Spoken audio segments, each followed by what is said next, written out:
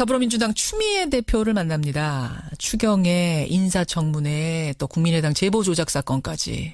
게다가 내일부터는 한미 정상회담이 열리죠. 정말 현안이 많은 때입니다. 여당 대표의 의견 궁금하네요. 직접 만나보죠. 추미애 대표님 안녕하세요. 안녕하세요. 참 현안이 많을 때 여당 대표 하시기 쉽지 않으시죠? 그러네요. 네.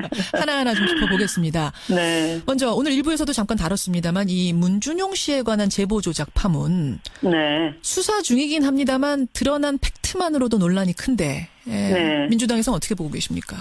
네. 이미 문준용 의혹 조작 사건이 아니고요. 공당의 대선 공작 게이트라 해야 할 것입니다. 대선 공작 게이트요? 네네. 그 조작 당사자 이아무개 씨는 조작을 실토했어요. 그것을 자백했고요. 예. 또 공범이 있다라고도 했습니다. 국민의당 내부 토의를 거쳐서 비대위원장이 공개 사과를 한 상황이죠. 예. 이것은 더 이상 수사 결과를 기다릴 것도 없이 그 자체가 명백한 정치 공작이라 볼 수 있고요. 또 국민 입장에서 보면 예. 과거 정권들은 권력기관을 이용해서 정치 공작을 벌였지 않습니까? 어허. 그런데 새정치를 표방했던 국민의당이 이런 일을 끔찍한 일을 벌였다는 것은 국민들도 충격이 크실 것 같아요. 그래서 이건 단순히 사과로 끝낼 문제가 아니다라는 엄중한 상황인식을 갖고 있습니다.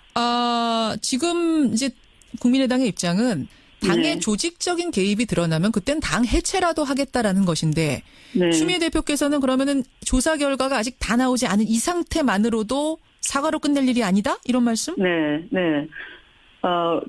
지도부 그 당시를 상기해보면 예. 국민의당 지도부하고 대변인단이 총동원이 됐어요. 예.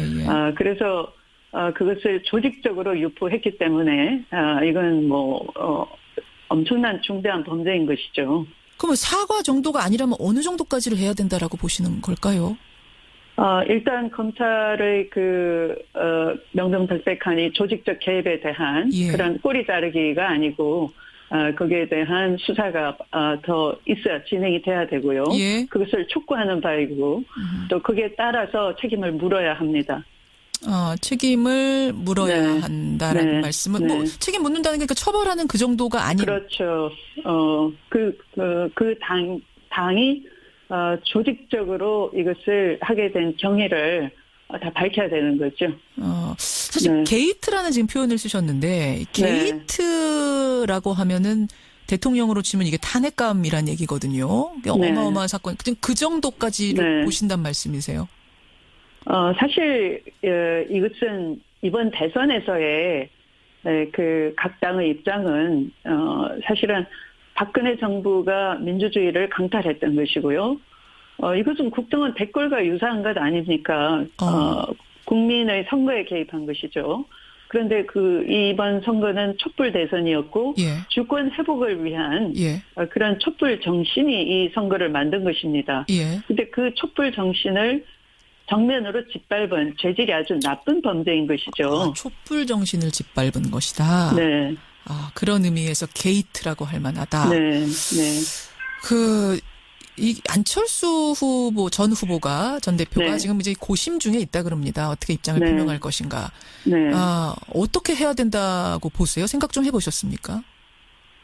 안철수 후보 개인의 문제가 아니라고 봅니다, 저는. 이것은, 정당의 운영은, 국민의 혈세를 받아서 운영되는 것이고, 이번 정당은 주권 회복의 주체이기도 합니다. 예. 그런 책무가 있었어요. 그런데 민주주의 유린하고 헌정 질서를 어지럽힌 행위라는 점을 공당으로서 인식해야 할 것입니다. 개인의 사과로 끝날 문제가 아니다. 네. 그럼 지금 요거 드러난 것만으로도 당 해체해야 된다고 혹시 보시는 거예요? 제가 당 해체까지 주장하면 또 정치 공세라고, 문제의 본질을 회피하고 물타기를 할 테니까요. 일단은 이것은 국민이 용납하지 않을 것이다. 이 정도로 하겠습니다. 그렇게, 게이트다. 네. 용납하지 네. 않을 거다까지. 네, 네. 알겠습니다. 그때 이거 허위 사실이라고 국민의당 고발하셨었죠? 그렇죠. 그렇죠. 네. 그러니까 국민의당에서는 그때 추 대표님을 무고죄로 맞고소했던 걸로 제가 기억하는데 그 고소건은 어떻게 됐습니까? 그 고소건은 좀 웃기는 거죠. 그러니까 허위 사실을 유포를 했어요. 그래서 그것에 대해서 고발을 하니까 그러면 이게 진실이다라고 해야 되는, 자기들 말을 증명을 해야 되는 입장인데 그게 아니고 거꾸로 적반하장으로 당대표인 저와 우리 당 3명을 맞고소를 했는데 국민의당이 정말 잘못했다 그러면 그 고소를 얼른 취하를 해야 되는데 그 여부는 알 수가 없어요. 지금도 걸려 있는 거군요. 알겠습니다. 네. 문준용 씨에 관한 제보조작, 국민의당의 제보조작 파문 얘기를 먼저 좀 짚어봤고 국회 얘기로 옮겨가 보죠. 네. 인사청문회가 열리고 있습니다. 그중에서도 송영무 후보자에 대한 인사청문회. 네. 어제 인사청문회를 치르고 나서 야당 쪽에서는 역시 부적격이다 이런 입장을 내놨는데 여당은 여전히 모두 적격이다 이렇게 보고 계시는 겁니까? 청문회가 다 끝나봐야 아는데요. 어제 사실은 제일 그 타겟으로 삼았던, 적어도 한 명을 떨어뜨려야 된다에 가장 큰 타겟이 됐던 송영무 후보자의 경우에는 역시 청문회를 통해서 보면 그 의혹 제기 방식은 국방개혁에 대한 조직적 저항으로 치밀한 움직임이 여러 곳에서 포착이 됐어요. 예를 들면 검정 방법이 그 수위를 넘어서서 군사 기밀 유출, 그러니까 2급 군사 기밀에 해당하는 공군 레이더 국산화 과정이나 또 상급 군사 기밀에 대한 뭐 장보고함 그런 그 업체 선정 과정 이런 것들은 다 군사 기밀인데 그것을 국회에 돌려보고 이런 것들 방식 그런 것들은 국방 개혁에 대한 조직적 저항이 감지가 되는 거잖아요. 네, 그런 방식으로 한다든지 또한 이 후보자가 청문회 과정에서 밝힌 거 보면은 보통은 이 비리가 있으려면은 이 고가의 장비 수입 업체에 리베이트에 개입하는 그런 방식인데 오히려 이 후보자는 나라를 위해서 국산 개발한 우리 무기를 수출하는 데 기여하는 그런 자문 역할을 한 것이에요. 알겠습니다. 그런 것들 해명을 봤을 때 그러니까 여당에서는 개혁에 대해서 적임자인데 뭔가 지금 의혹을 부풀려서 만들어가고 있는가라는 판단을 하셨단 말씀. 그렇다면 설사 국회에서 인사청문 보고서 채택이 안 되더라도 마치 강경화 장관 때처럼 임명을 해도 문제가 없다고 판단하신 겁니까? 오랫동안 송영무 후보자의 경우에는 제 생각에는 대통령께서 국방개혁에 대한 의지를 가지고 계셨고 특히 이 방산 비리에 대해서는 4대강 의혹과 마찬가지로 공약을 하신 거거든요. 그런데 그 여러 차례 대화를 나누고 그 관점 이런 것을 사실은 대통령은 이미 검증을 다 하셨어요. 네, 오랫동안 시간을 두고. 대통령은 다 검증을 끝낸 것이다. 근데 그때 검증을 다 끝냈는데도 잘못된 경우도 있었잖아요. 안경환 후보자는 뭐 자진해서 사퇴하기도 하고. 그건 잘 모르겠어요. 근데 이 후보자의 경우에는, 국방개혁에 대한 여러 능력이나 전문성, 이런 것을 대통령께서는 이미 다 보셨다라고. 능력 면에서는 문제가 없다? 네. 알겠습니다. 아까 김종대 의원하고도 이 얘기할 때 이제 많은 분들이 도덕성의 흠집이 조금이라도 있다면 음주운전 같은 경우 이것을 능력으로 덮을 수 있을 것인가 없을 것인가 갖고 지금도 막 게시판에서 지금 논쟁을 하고 계세요. 이런 상황인데 여당에서는 능력면, 개혁성명의 방점을 찍고 임명하셔도 문제없다고 판단했다는 말씀. 그래요. 그나마 인사청문회는 가동이 되고 있는데 지금 추경은 논의 테이블에도 못 올리고 있습니다. 추미애 대표님. 이게 물밑으로는 얘기가 좀 되고 있는 겁니까? 물 밑으로뿐만 아니라 대강 물 밑으로 그러면 그 원칙을 훼손하는 거 아니냐 이런 의심을 하는데요. 사실 이것은 물 밑뿐만 아니라 국민 보고도 제발 좀 논의 테이블에 앉아라라고 압박도 하고 그러고 있습니다. 계속 얘기가 되고 있는 거군요. 근데 자유한국당에서는 지금 꼼짝 안 하는 상황이고. 그게 말이 안 되는 게 제가 그 자유한국당 소속 의원이 계신 강원도 강릉에 갔더니요. 수년째 가뭄으로 그 저수지가 말라 비틀어져 있어요. 정말 심각합니다. 그러니까 생활용수도 안 되는 것이죠. 그게 농업용수 용도였는데 농업은 물론 다 망가져 있는 것이고요.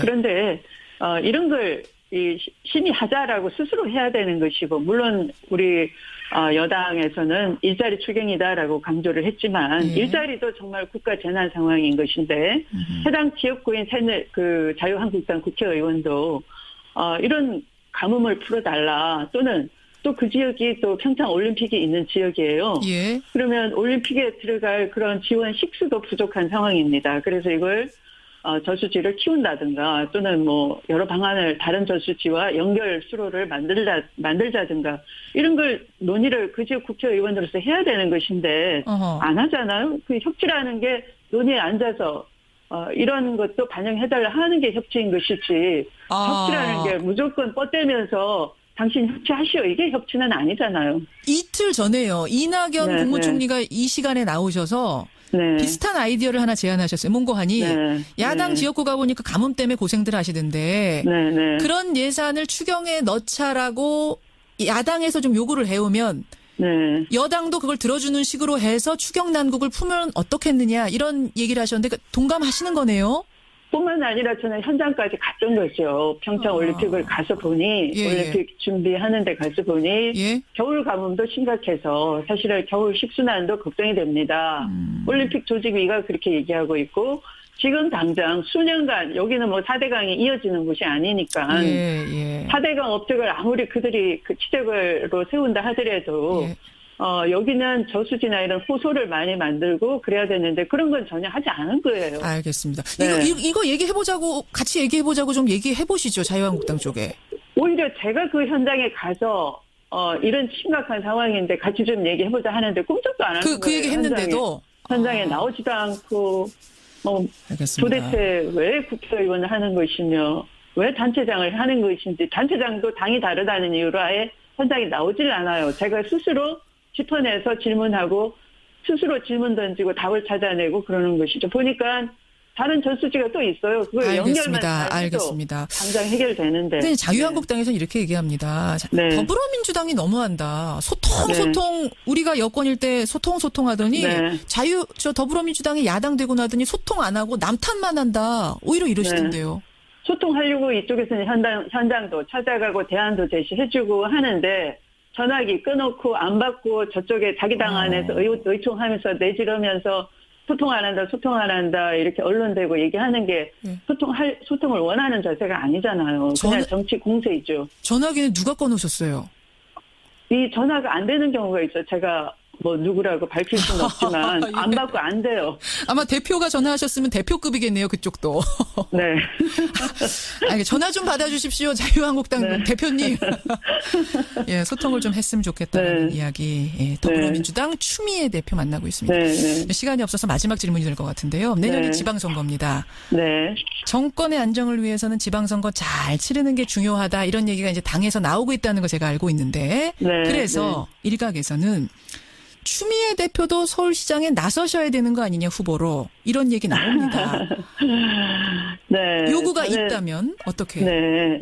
저는 우선 제 자신의 향후를 생각하기 이전에 지금의 현재 여당 대표이기 때문에 좋은 인재를 발탁을 해서 지방선거에 이런 인재를 뽑아달라고 국민들께 호소해야 되는 입장입니다. 사실은 중앙 권력만 정권 교체가 됐지 지방 권력은 켜켜이 쌓여있는 그 누적된 부정부패와 기득권 아직 청소 안 된 데가 많이 있어요.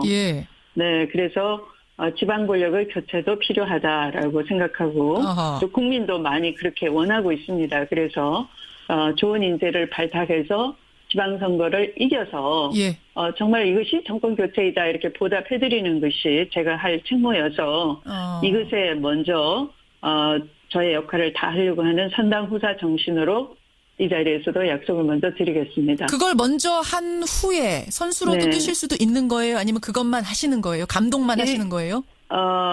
제가 먼저 나서겠다 제 자리를 말씀드리면 진심이 안 보인다 이렇게 다 시비가 될 것 같아요. 그래서 일단 제 입장은 배제를 하겠습니다. 그럼 일단은 감동 역할 충실히 하겠다까지만 밝히시겠다. 하지만 여지는 남겨두시네요. 웃으시는 거 보니까 여지는 남겨두시는 걸로 하겠습니다. 여기까지 말씀 듣지요. 추미애 대표님 고맙습니다. 네, 좋은 하루 되십시오. 더불어민주당 추미애 대표였습니다.